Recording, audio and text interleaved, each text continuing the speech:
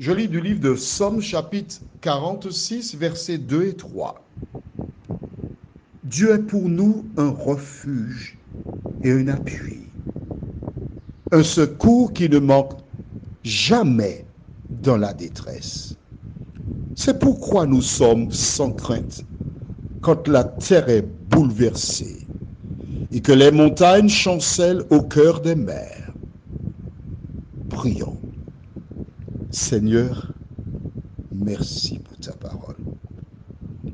Nous avons lu l'histoire de Samson dans le livre de Juges. Et quand plus tard, Corée rédige ce somme, nous comprenons qu'il a lui aussi traversé des moments difficiles. Que ton esprit nous aide à comprendre que tu es notre refuge, nous t'en prions. Au nom de Jésus et pour ta gloire éternelle. Amen. Beaucoup de personnes connaissent le psaume 46 par cœur. Mais quand tu prends le temps de le lire, Dieu est pour nous un refuge et un appui. Le refuge, c'est Dieu et c'est un appui en même temps. Vois-tu, les personnes âgées ont un bâton sur lequel elles s'appuient, ou une canne, une béquille.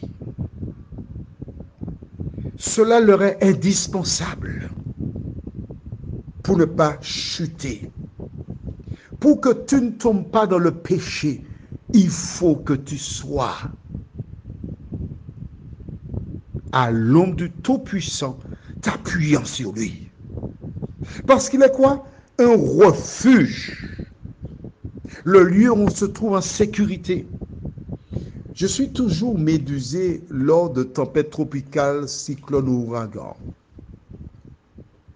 Je ne vois pas d'oiseaux morts par terre. Il y a des morts. Et je me suis toujours posé la question, mais où, Seigneur, caches-tu les oiseaux? Il y a des chiens errants, des chats, etc. Ils sont protégés. Comment? Je me suis promis, lorsque je serai aux Antilles, il y aura une tempête tropicale, je vais surveiller les oiseaux pour les suivre, pour voir, mais où ils vont se cacher? L'Éternel est leur refuge.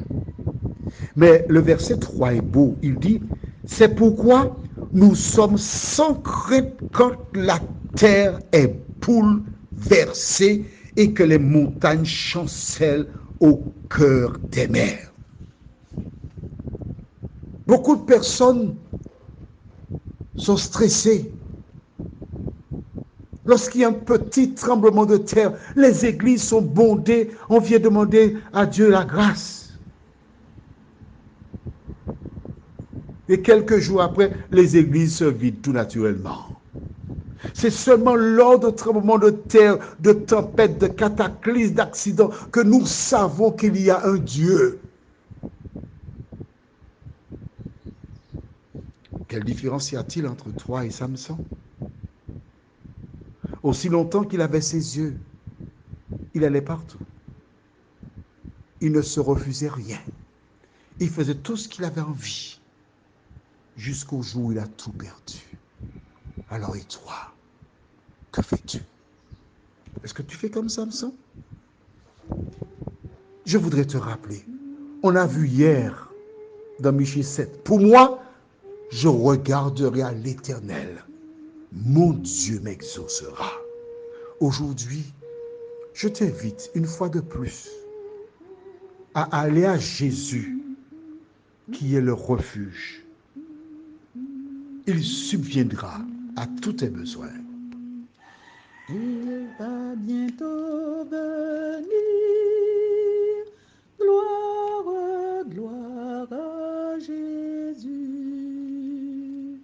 Dans le ciel, il veut réunir ses bien-aimés élus.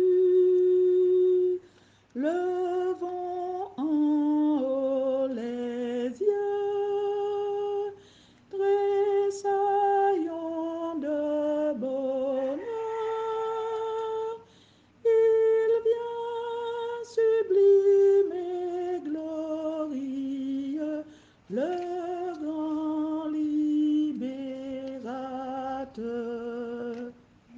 Prions, notre Dieu, notre Père, nous te bénissons, nous te louons. Nous t'exaltons, Seigneur. Parce qu'un jour, le grand libérateur reviendra nous chercher. Nous t'exaltons parce que celles et ceux qui seront dans le refuge, qui seront ancrés en Jésus, diront, voici, c'est mon sauveur, c'est lui qui me sauve. Merci pour ta parole éternelle. Merci pour l'espérance. Merci pour l'appui qui ne manque jamais au jour de la détresse. Que tes esprits, que ton l'Esprit Saint nous conduise dans toute la vérité. Que tes anges veillent sur nous et que le sang de Jésus nous lave de tout péché, nous t'en prions. Au nom de Jésus, pour ta gloire éternelle. Amen. Nous te souhaitons une bonne journée sous le regard de Dieu.